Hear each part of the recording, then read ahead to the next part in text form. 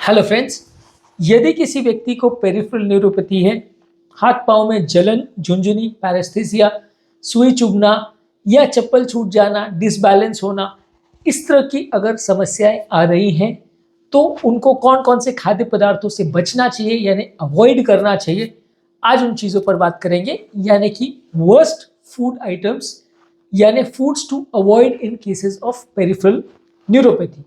Topic पर जाने से पहले जो लोग हमारे चैनल पर नए हैं उन्हें रिक्वेस्ट करूंगा कि चैनल को सब्सक्राइब करें, वीडियोस को लाइक और शेयर करें। यदि किसी व्यक्ति को पेरिफेरल न्यूरोपैथी का प्रॉब्लम है, हाथ पांव में झुंझुनी या जलन का प्रॉब्लम है, तो वैसे लोगों को प्रोसेस्ड फूड प्रोडक्ट्स नहीं लेने चाहिए।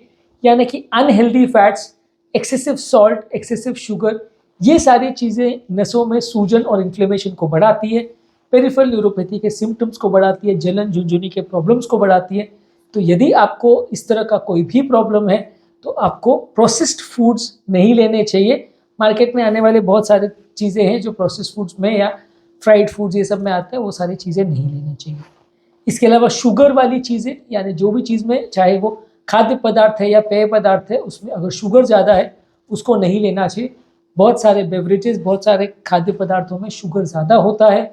ये सारी चीज़ें आपके डायबिटीज़ की नसों में या आपके नसों के जो ओवरऑल जो शीत होती है उसमें इन्फ्लेमेशन या सूजन बढ़ाती है, जिसकी वजह से आपको डायबिटीज़ रिलेटेड, खासकर अगर न्यूरोपैथी है तो वो बढ़ जाएगी।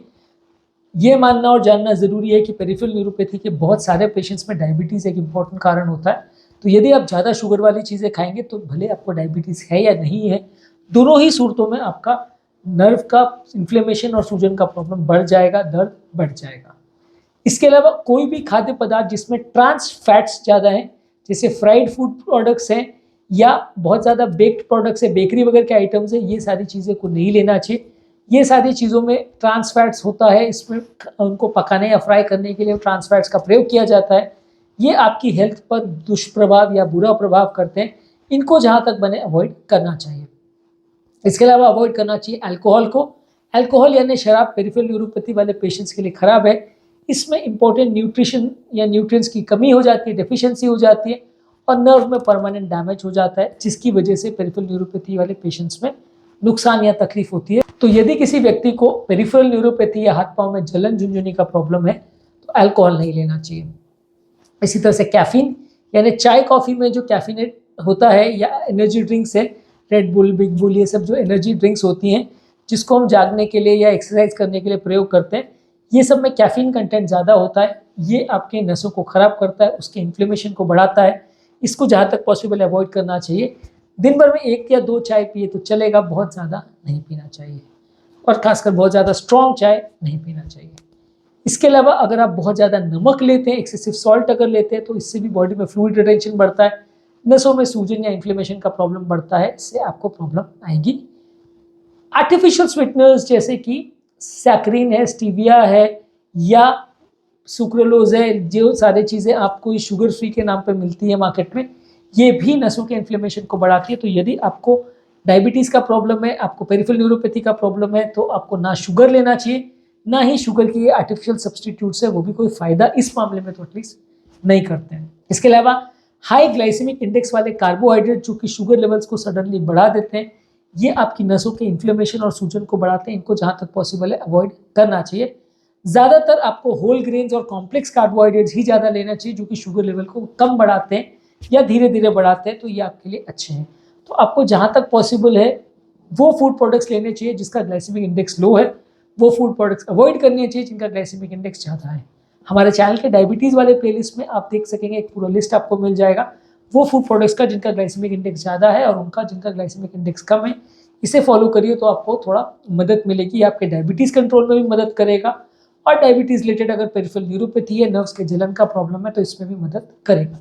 इसके अलावा रेड मीट यानी कि जो फुल फैट वाला मीट आता है या प्रोसेस्ड मीट्स है, जैसे कि बेकन है, सॉसेजेस है, डेली है, जो कि ये वेस्टर्न कंट्रीज़ में ज़्यादातर ब्रेकफास्ट में बहुत ज़्यादा यूज़ किया जाता है। आप किसी भी रेस्टोरेंट या होटल में जाएंगे तो सुबह के ब्रेकफास्ट में ये सारी चीज़ें, जहाँ इंटरनेशनल विजिटर्स ज़्यादा आते हैं वहाँ पे सर्व की भी चीज़ें ज़्यादा मिलेगी, तो इसको जहाँ तक पॉसिबल अवॉइड करिए। ये प्रोसेस्ड मीट्स नसों के सूजन और इन्फ्लेमेशन की बीमारियों के लिए बुरे हैं, आपको नुकसान करेंगे। इसके अलावा डेयरी प्रोडक्ट्स को अवॉइड करिए।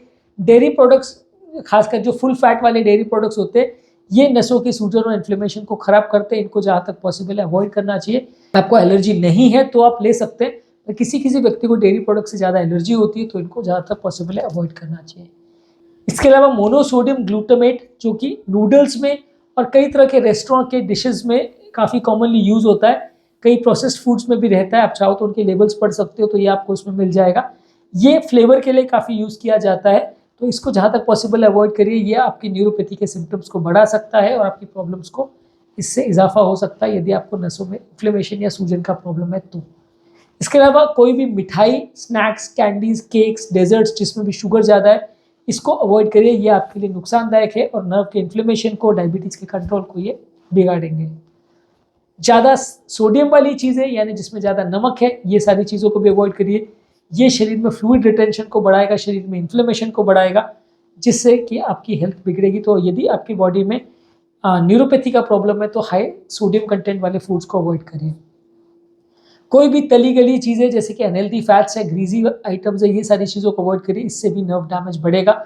जहाँ तक पॉसिबल है अनहेल्दी फैट्स वाली चीज़ें, समोसा, कचौरी, फ्रेंच फ्राइज और इस तरह की चीज़ें जिसमें ऑयल ज़्यादा है, इसको भी पॉसिबल है तो अवॉइड करिए।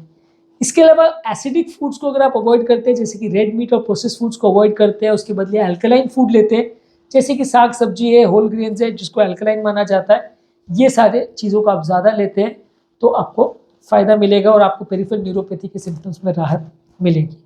आज हमने बात करी कौन कौन से खाद्य पदार्थों को आपको अवॉइड करना चाहिए यदि आपको पेरिफेरल न्यूरोपैथी का प्रॉब्लम, यानी हाथ पाँव की जलन और झुनझुनी का प्रॉब्लम है। तो इसमें आपको प्रोसेस्ड फूड्स को अवॉइड करना चाहिए, जिसमें फैट, शुगर और अनहेल्दी फैट्स ज़्यादा होते हैं।